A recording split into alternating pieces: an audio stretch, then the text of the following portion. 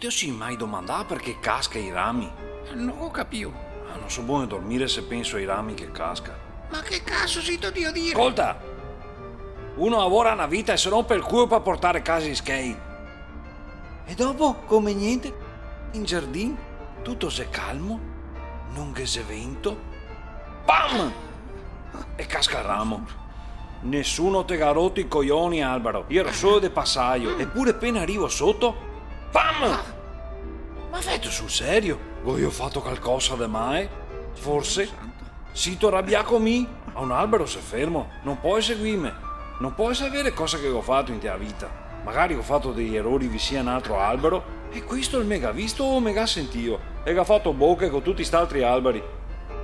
Tu sai vero che gli alberi sono buoni a parlarsi tramite la chimica o che robe là.